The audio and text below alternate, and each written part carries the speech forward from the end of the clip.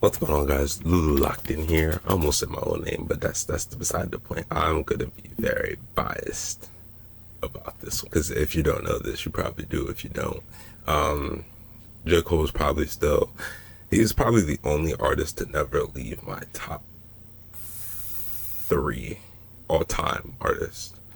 Because J. Cole, I didn't even find J. Cole first. That's what fucks me up about this. I found Eminem, I found Lil Wayne, but J. Cole, whatever he, you know what I mean? Like, that's just the shit that he was saying. Niggas won't call him corny or and this, that, the third, but you can't deny the shit he be saying. The niggas be striking a chord in your heart, bro. Cause it's love yours, nigga. Like, come on, bro. Since a young and now we dream of getting rich. Look at me, my nigga. This is really like about the last, how many songs was it? Like eight. Last like 8 songs that he had in that the second disc. It's about the second disc mainly. I'm not going over. I mean, I could, but we already know that's a classic, bro. It's a classic, bro. Go back, listen to it again. It's a classic. You feel what I'm saying? Like, I don't have to talk about the original 2014 Forest Hills Drive. I mean, I probably will, because that shit, I'm talking about it now as I say it, that shit was amazing. But the intention he made this, obviously 10 years. It's in the title. Like, they shouldn't have to over explain this part. It's because it's 10 years. He probably has some throwaways. He probably has some shit else to say about his old life. And bro just wanted to drop it. It's an anniversary, you know what I'm saying? Is this his best project? Now this is what I want to get into. Now we're talking about 2014 as a whole. Is it his best studio? Is it his best, like, best sounding project? Yes, when it comes to like mixing and mastering and beats and shit. But is it his best project overall? For me, it'll always be Sideline Story. It's between Sideline Story and Born Center, but it's still Sideline Story, because Sideline Story literally was like I felt like I was watching a movie when I was listening to that shit. It felt like I was like I was there, like between the skits, between broke, like, oh my god, there's so many songs on Sideline Stories that literally like that make niggas cry, like if they sit there and listen to it too long, and if you listen too hard to it. And that shit, you can't convince me that Sideline Story isn't J. Cole's best project. Like, I don't care. I really don't care. Go back and listen to it again. If you don't understand, I really can't tell you. That's just my solid opinion. My opinion on this album, though, why didn't it come earlier, J. Cole? You know how long niggas was waiting on like music, and then you dropped this out of the blue? Like, I'm not saying it's bad. I actually loved it. Winter Wonderland, and obviously, yeah, those is my shits. The second disc as a whole is fire. Like, didn't feel like skipping. He was obviously pouring the rest of it, whatever the fuck was in his heart out. I loved it. Could it have been better? Of course, it could always be better, but it wasn't like dog shit. Like, it wasn't something that I won't put on my playlist. Fuck, like that shit was shit. It was good. It was good, bro. You already know what I want next from you, bro.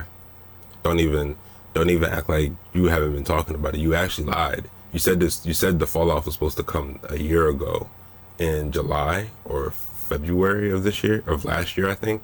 But you lied to us. You lied to us, Cole. You lied about the album release date. You lied about the, you know what I mean? Like, fuck, man. Like, where is it at? That's all I want. I want the fall off. You've been hyping this shit up for years now, and I haven't even I think he gave us a song, like a throwaway song from that album, and I forget what song it was. Probably Everybody Dies. And no, it probably wasn't that. It was shit. He dropped it. He dropped it on YouTube. Is it Procrastination? I think that's what it was called. Procrastination. And yeah, that's really, you know, that's all I want. My final thoughts on this, though. I don't actually have any final thoughts on this album as a whole. I was honestly just more surprised that he dropped something, like, because I felt like Cole was one of those artists that wouldn't go back. Like, and the fact that he went back to this album, like, it says that he had a lot more to say that he probably couldn't drop due to him being on deadlines and him being on all sorts of other shit. He probably wanted to say a lot more in this album. Like, he probably could have given us 20 songs easy. I think, was it 20 songs? It couldn't have been 20 songs in that album. If there's 20 songs in that album and niggas still talk shit on J. Cole, though, because I know there's at least like 13. It can't be no 20 songs. There was 20 songs. It could have been 20 songs on that album. It could have been 20. Yeah, it was 13. I was right. I was on the dot. If there was 20 songs in this album, and J. Cole had more time to produce a 20-song perfection album, this is probably what it probably would have sounded something like this. Like this sounds like he sounds like he dropped the finished part of 2014. Because that album, from to me, and I don't know why, it never felt finished. Like whenever I would listen to it, it would never feel like it was enough when I listened to the original 2014. But this 10-year anniversary, I think he completed the album in a way. Like I feel like that's what this was, because I feel like a lot of those songs were like shit that he wrote down but never got around to recording, or never had the time to record during that time period.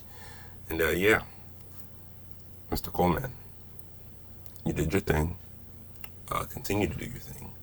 And I need the fall off, and I need it expeditiously. I need it now. I need it with haste, with superb fucking speed, my nigga. I need it. Like I need it.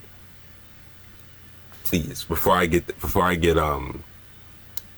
I forgot their names. Is it Kaz and the other nigga to rob you? Yeah, don't make me bring up that song, because I'll get them to rob the fall off you and bring it to my house, and I'll be the first nigga to ever listen to it other than you. But I love you, Cole. Keep doing shit, bro. You inspire those who need inspiration to inspire themselves, because at the end of the day, you need somebody to look up to. For me, that was Cole.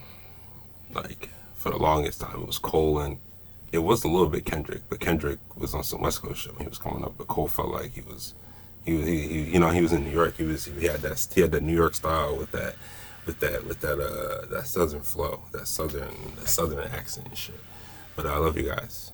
Like, subscribe, share, comment what you want to see next, and don't forget to drink water, because some of you niggas is thirsty.